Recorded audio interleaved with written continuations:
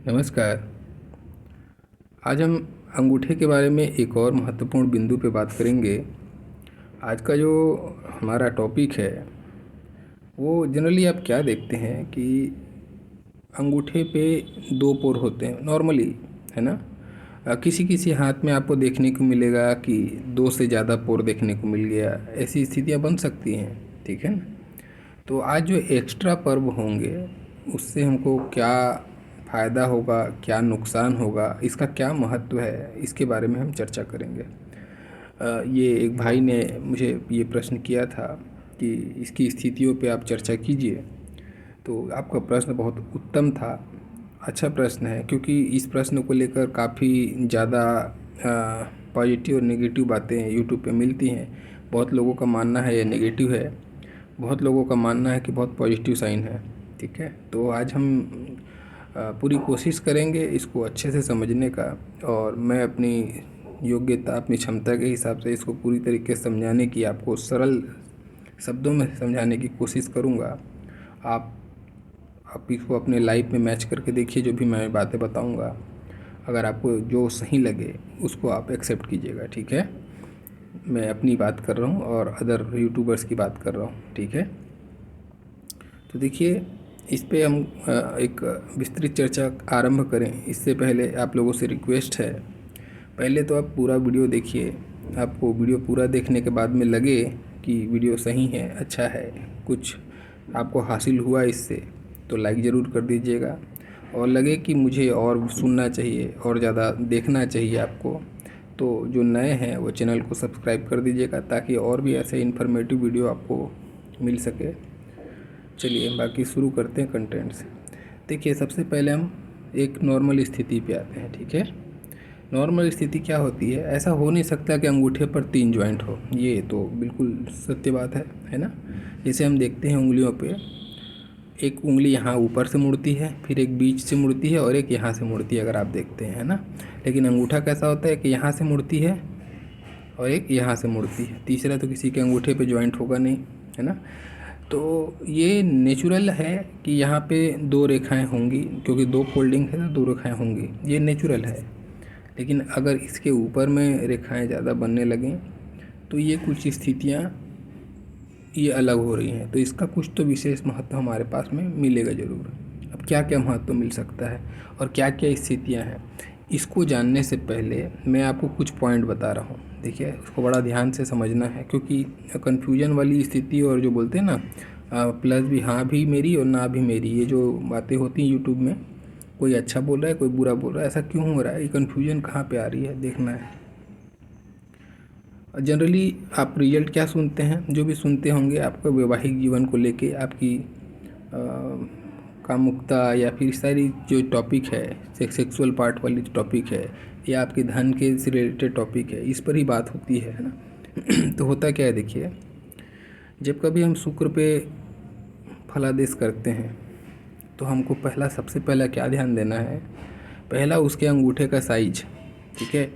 पहले अंगूठे का साइज देखना है। मैं जो अभी आपको जो बताने वाला हूँ, इसको प्लीज़ थोड़ा सा आप गंभीरता से सुने, क्योंकि ये मेन पॉइंट है इस वीडियो का, सबसे मेन पॉइंट यही है, ये सार बिंदु है, ये कंडीशन है, इसको हम, ये सूत्र है, ठीक है। अगर हम इसको नहीं फॉलो करेंगे, सुनते जाएंगे, तो चीज़ें गलत हो जाएंगी। तो इसको ध्यान देना है। पहला क्या है, अंगूठे का साइज, ठीक है। पहला अंगूठे का साइज देखना है, छोटा है, बड़ा है, कैसा है। दूसरा बिंदु में हमको क्या देखना है, क्योंकि जब हम गृहस्थ की बात करते हैं, जब कभी भी हम गृहस्थ की बात करते हैं, तो हमको अपना गुरु का पर्वत देखना जरूरी है, क्योंकि असल कारक शुक्र क्या कारक है, शुक्र आपकी भौतिकता का कारक है, ठीक है ना। भौतिक सुख को ये प्रॉमिस करता है शुक्र, ये आपके विवाह को प्रॉमिस नहीं करता है, ये बहुत दिमाग से निकाल दीजिए बात को, ठीक है ना। शुक्र आपको विवाह का सुख देता है, ठीक है, यानी कि आपकी भौतिक सुख देता है उससे, और ये क्या करता है, ये विवाह का सुख देता है। बात समझे, हम दोनों चीज़ें अलग अलग हैं, आपको समझना है इस चीज़ को। ये भौतिक सुख है, हो सकता है पत्नी से ना मिले तो किसी और से मिले, कि आपको भौतिक सुख मिले, ये शुक्र गारंटी देगा। लेकिन ये जो है ना, ये विवाह का सुख की गारंटी देता है प्रॉपर तरीके से, क्योंकि विद्या, बुद्धि और संतान, गृहस्थ, सारी चीज़ों का मेन कारक तो गुरुदेव बृहस्पति हैं, है ना।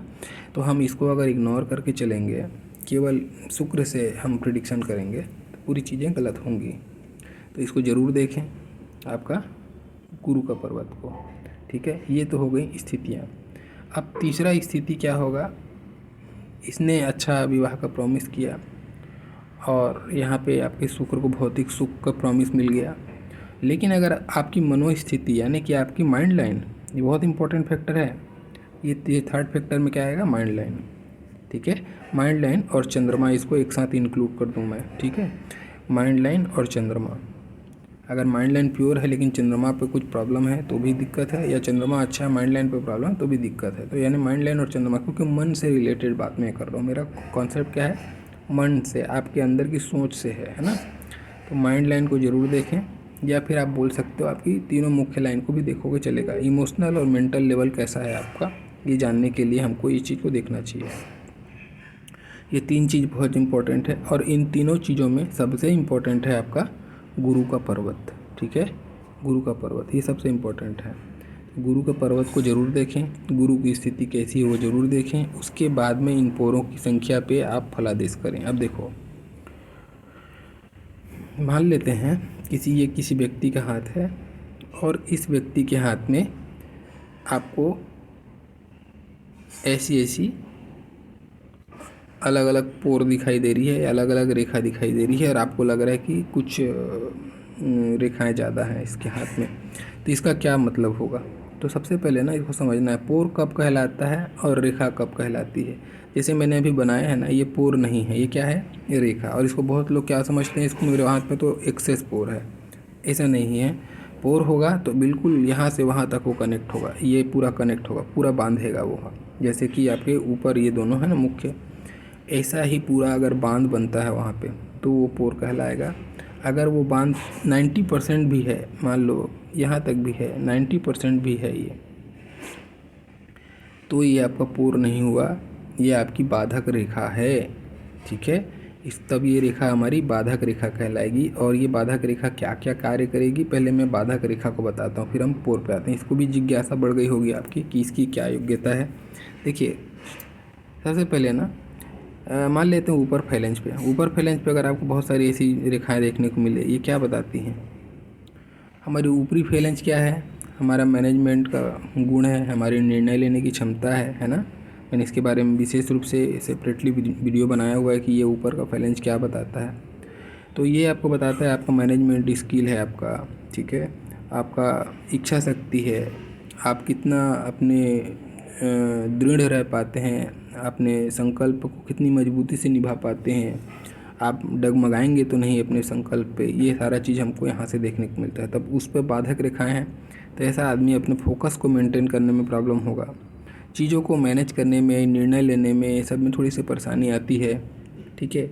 और कभी कभी ऐसे लोगों को, क्योंकि शुक्र तो है ही ना, ये तो शुक्र है ही है, तो अपनी भौतिक सुख के प्रति कुछ न कुछ प्रकार से असंतोष को भी बताता है। अब जैसे कोई ये व्यक्ति मान लो शादीशुदा है, ठीक है, तो शादीशुदा होने के कारण बाद भी इसी अंदर में कोई ना कोई भौतिक सुख को लेके, चाहे वो भौतिक सुख किसी भी चीज़ का हो सकता है, स्त्री से रिलेटेड हो या फिर उसका फाइनेंशियल लेवल से, किसी भी चीज़ से रिलेटेड जो भौतिक सुख से रिलेटेड है, उसमें ये असंतोष को फील करने लगता है, ये उसको भी बताता है, ठीक है। और देखो, ये संतान की चिंता भी है, एक और ख़ास बात है। जब ऐसा आप देखोगे ना, सब चीज़ सही चल रहा है उसके लाइफ में, मैं जो बातें बताया, भौतिक सुख, स्त्री सुख, सब चीज़ सही चल रहा है अगर, और उस पर ऐसी रेखाएं बन रही हैं, तो ये निश्चित रूप से समझ के चलना, ये संतान की पीड़ा है, ठीक है। संतान से संबंधित चीज़ों में कोई ना कोई प्रकार से कष्ट होने में दिक्कत हो गया तो संतान में दिक्कत, कुछ ना कुछ प्रकार की समस्या को भी बताता है जो आदमी झेलते रहता है, ठीक है। ये उसकी भी तरफ भी इशारा होता है।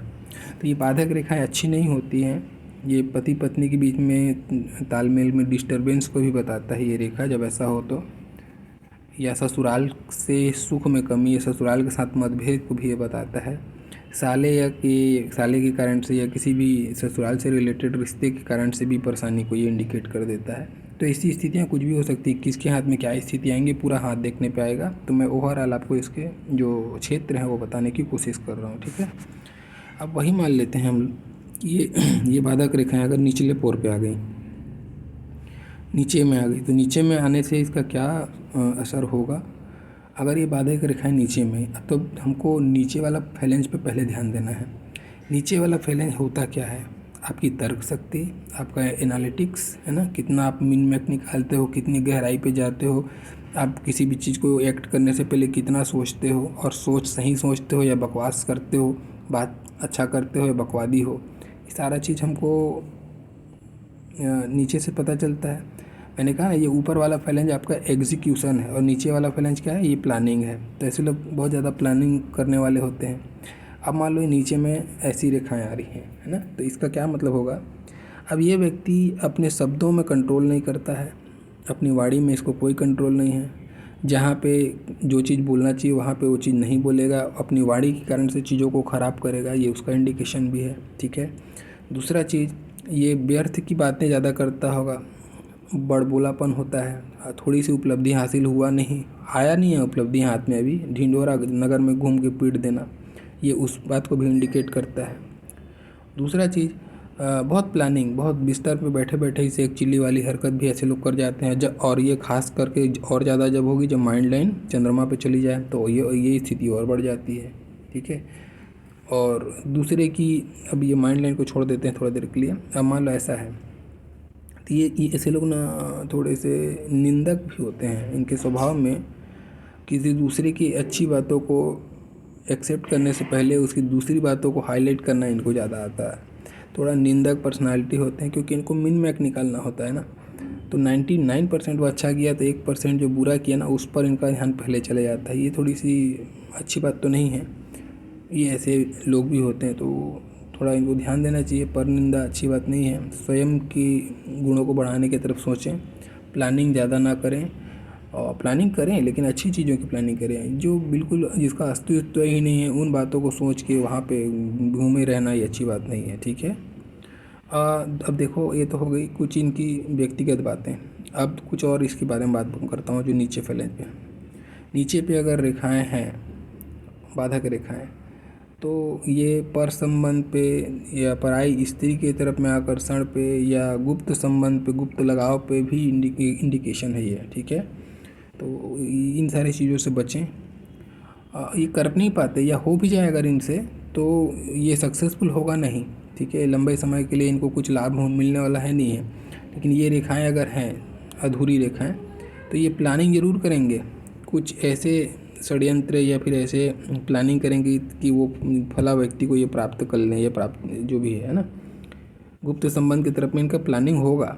लेकिन अगर ये पूरी की पूरी रेखा बनती है, अब इसको क्या हम बोलेंगे? गुप्त संबंध होगा, हो सकता है ये गुप्त संबंध हो सकता है, एक्स्ट्रा मैरिटल अफेयर्स हो सकता है, या अनेक प्रकार के अनेक संबंध हो सकते हैं आपके। लेकिन उन संबंधों से आपको कोई दुष्परिणाम नहीं मिलेगा।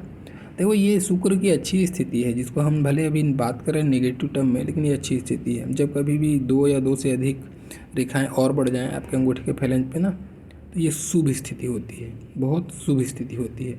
ऐसे लोग बहुत धनी होते हैं, बड़े लेवल के अधिकारी, IAS IPS ऐसे लोगों के हाथ में आपको मिल सकता है ऐसी स्थिति। ठीक है।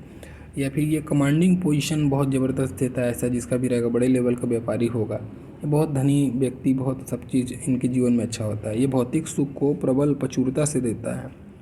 अनेक प्रकार के संबंध होते हैं ऐसे लोगों के जीवन में, स्त्रियों का आना जाना बहुत होता है, लेकिन उससे बदनामी नहीं होती इनकी। ये अच्छे रूप में, एक क्यों बोला ना, इनको भौतिक सुख मिलना है, उससे प्रॉब्लम नहीं आना है।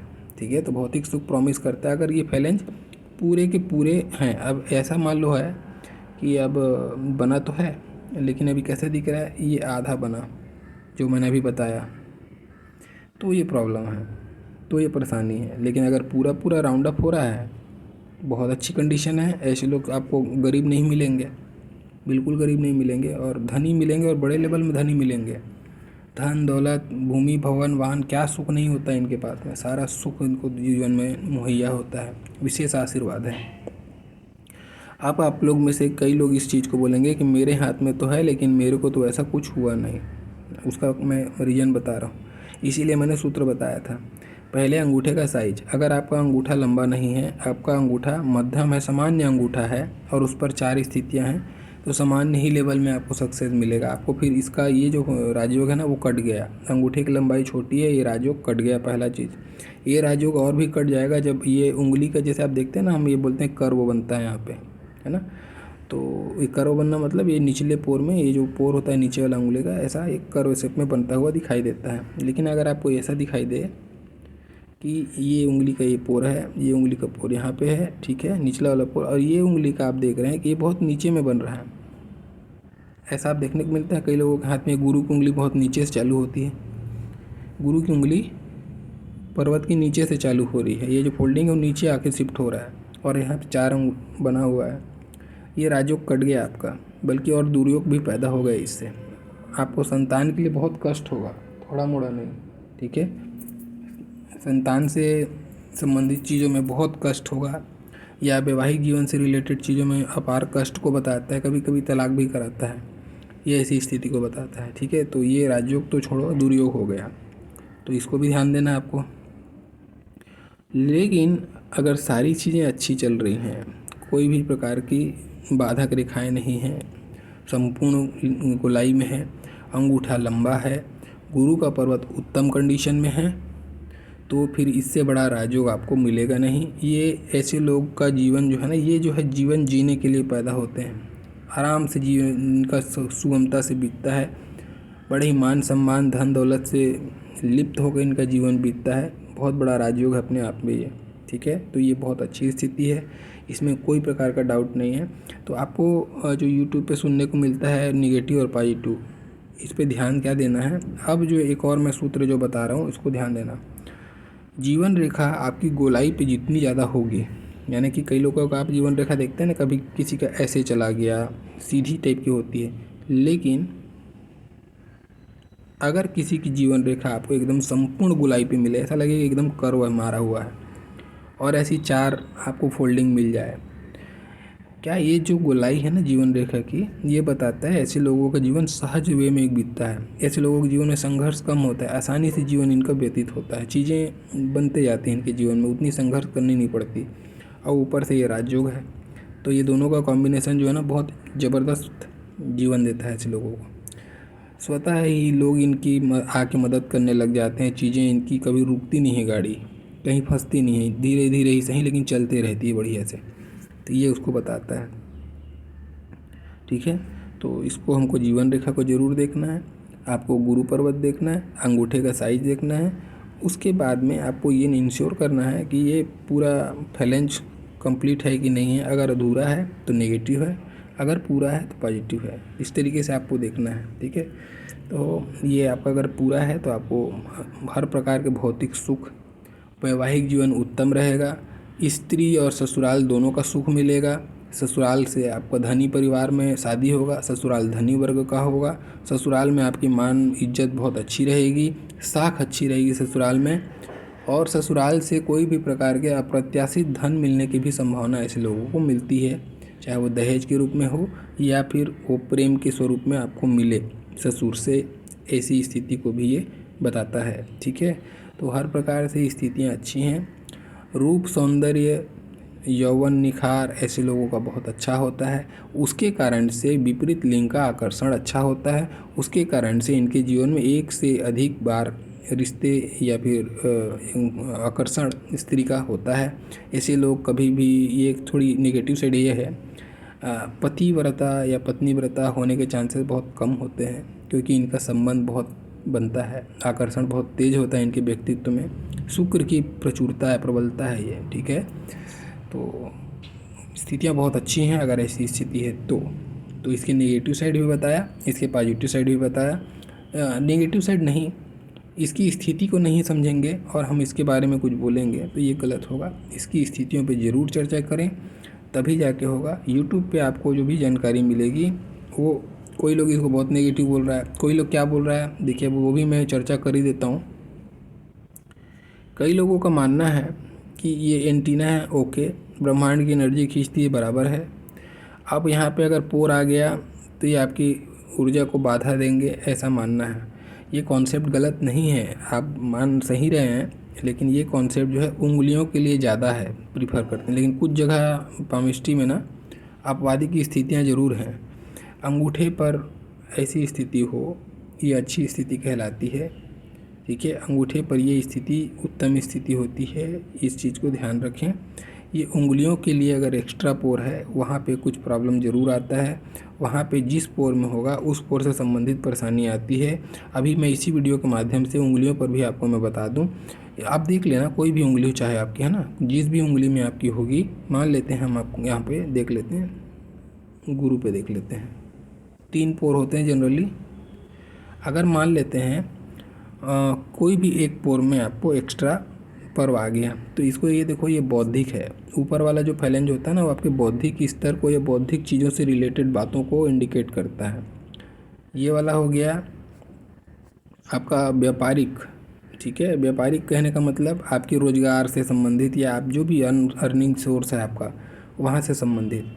और ये जो होता है ना, ये हमारा होता है भौतिक या शारीरिक, जिसको हम बोलते हैं, चाहे भौतिक चीज़ों से रिलेटेड ले लो या शारीरिक चीज़ों से ले लो। तो रोग वगैरह की जो चीज़ें हैं, रोग है, हमारी जो शरीर में तकलीफ़ें आने वाली हैं उससे संबंधित जो हमारी बातें हम यहाँ पे देखते हैं, हमारा खाना पीना हो गया, हमारा रहन सहन हो गया, हम इधर पे जाके देखेंगे। ठीक है ना, तो आपको देखना है क्या, अगर मान लो यहीं पे ही आपको एक और पोर बन गया, इसका मतलब क्या है, आपको गुरु से संबंधित रोग, क्या गुरु के संबंधित रोग, जनरली लीवर, पेट वगैरह सब प्रॉब्लम आता है, गले का प्रॉब्लम आता है, तो उन सारी चीज़ों से परेशानी आपको जीवन में देखने को मिल सकती है। खाना पीना सही नहीं करना पड़ेगा, आपका दिनचर्या सुधारना पड़ेगा, ये सब बोल सकते हो, है ना।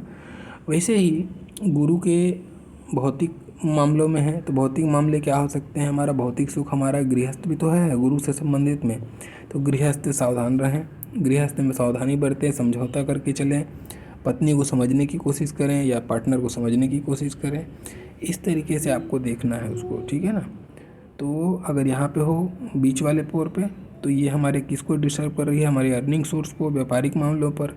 तो हमारे अर्निंग सोर्स में हमको थोड़ी संघर्ष की स्थिति करनी बन सकती है, चीज़ें इतनी आसान नहीं होगी, संघर्ष करना पड़ेगा अपने जीवन में हमको, हमारे अर्निंग सोर्स से रिलेटेड सेक्शन पे, ऐसा हम समझ सकते हैं।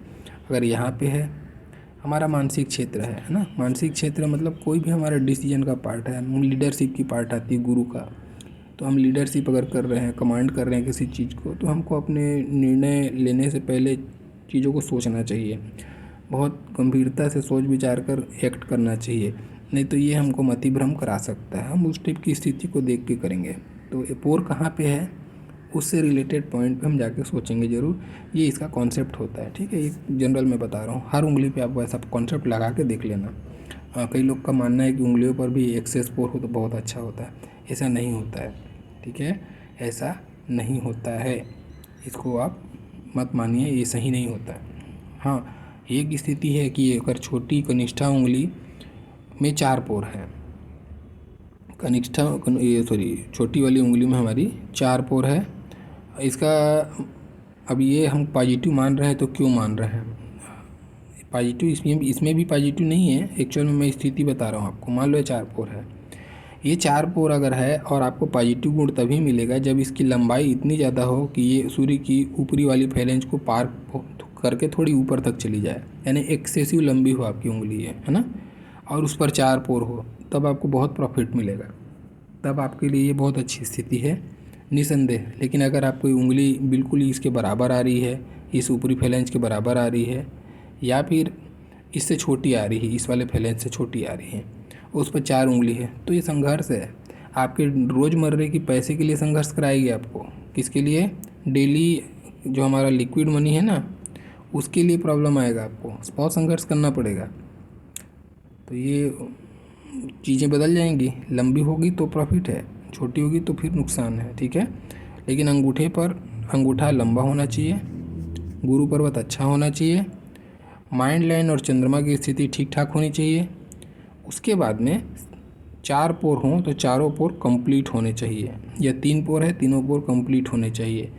अगर नहीं है तो बाधक रेखाएं माननी चाहिए, और बाधक रेखाओं का फल हमेशा नेगेटिव आएगा, उसको उस वे में फलादेश करना चाहिए। ठीक है, तो चलिए आज का ये टॉपिक यहीं पे ख़त्म करते हैं। उम्मीद करता हूँ आप लोगों को कंटेंट समझ में आया होगा, अच्छा लगा होगा, और अगर पसंद आए तो लाइक ज़रूर कीजिएगा, लगे सुनने लायक है तो नेक्स्ट टाइम सुनने के लिए आप चैनल सब्सक्राइब कर दीजिएगा जो नए देख रहे हैं।